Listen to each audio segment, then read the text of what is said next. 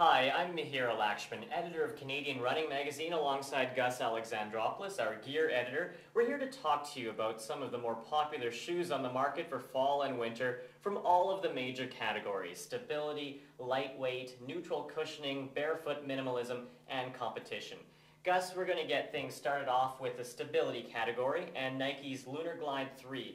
What can you tell us about this? Lunar Glide 3 is a really popular shoe from Nike, Mihira. This year, they haven't done much to change it because the program works. So what they've really done is they've updated the shoe with this floating mid strap, which gives great wraparound for the foot.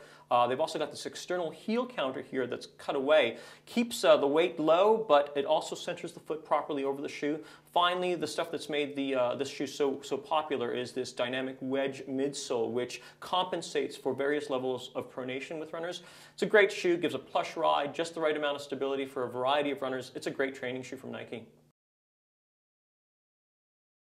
Next, we have the Brooks Trans 10. Gus, what can you tell us about this shoe? As you can see here, this is a classic stability shoe from Brooks. You can tell by this large colored midsole section. This is the medial post. This is a really plush riding shoe. It's a great training shoe for a variety of stability-oriented runners.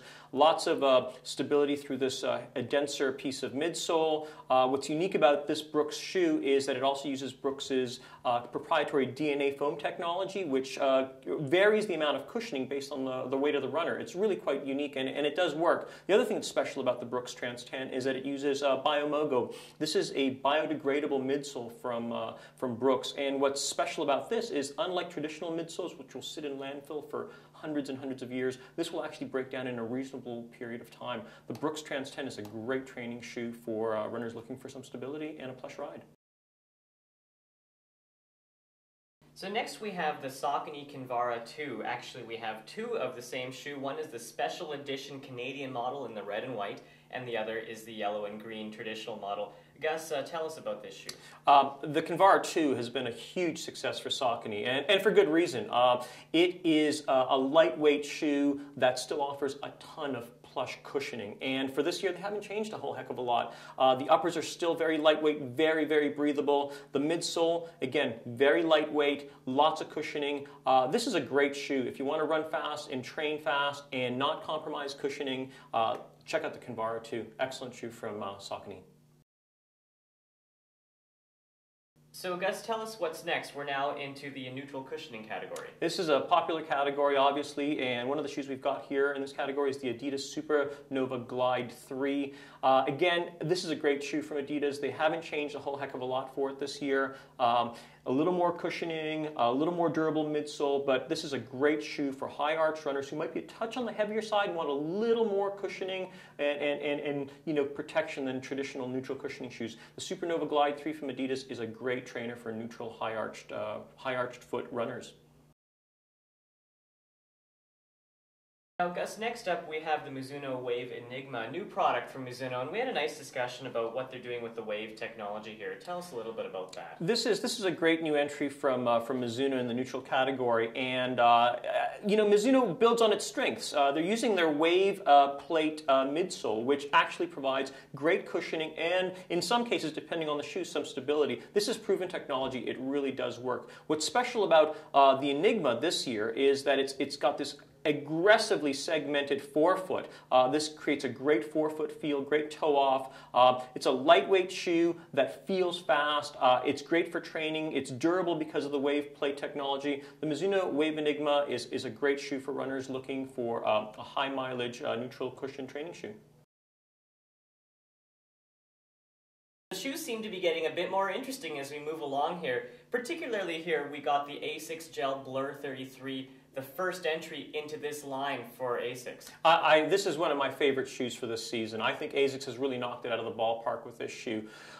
It's their first shoe in this category, and so what they've done is they've taken a really smart approach. Very lightweight, foot-hugging uppers. This feels very much like a barefoot minimalist shoe should on top. Midsole, however, this is where I think they've done the smart thing. They've kept all that plushness, all that smooth ride that ASICS is known for. So you get the benefits of a barefoot minimalist shoe in terms of weight, but you don't compromise the cushioning. On the outsole, what they've done, and you can see here, is they've got this very segmented midsole, outsole, which still allows the foot to get stronger as it's training, allows that full flexibility. But as I said before, because the midsole uses gel, because it has so much foam, you still have that plush ride you have in a conventional shoe. This is a great entry from ASICS, the Blur 33. But what I like about it is that it is conventional. It will feel like a regular runner for those that need that feel, but also develops the foot strength with the segmented crash pod and outsole like you're talking about. Absolutely, Mihir. This is a great shoe from ASICS. I'm really excited about this.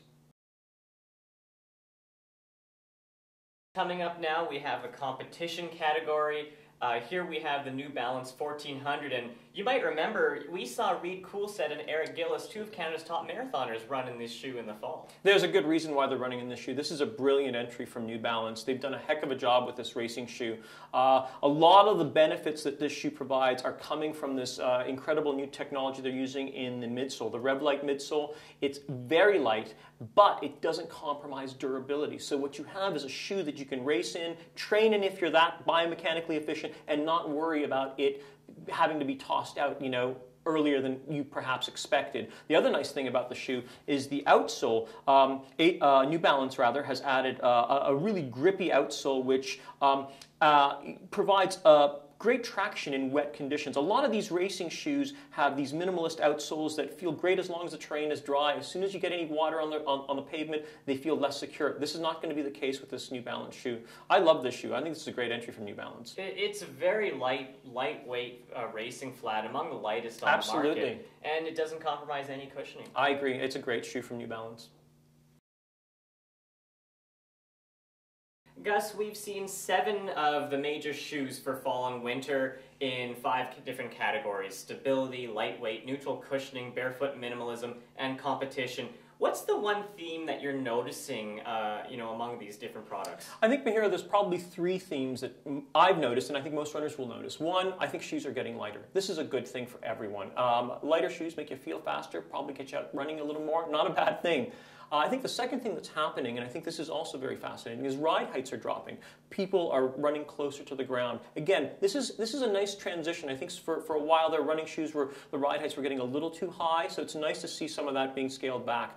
Finally, and this is sort of an offshoot of that barefoot minimalist shoe trend we've been seeing, companies are perhaps pulling back a touch from there and starting to introduce shoes that are a little more everyman oriented. You see that in the Blur 33 from ASICS. You're seeing it in the Kinvara. These are minimalist shoes, but have tons of cushioning, tons of plushness. They're shoes that everyone can use while still kind of adhering to that minimalist trend. So there seems to be a shoe out there for everyone, regardless Absolutely. of your foot type, regardless of your foot strike. So I think it's a question of just finding the right product for you and trying a bunch of things on. So thanks very much, Gus, for taking us through these. And for more of these product reviews and tips, visit our website at runningmagazine.ca.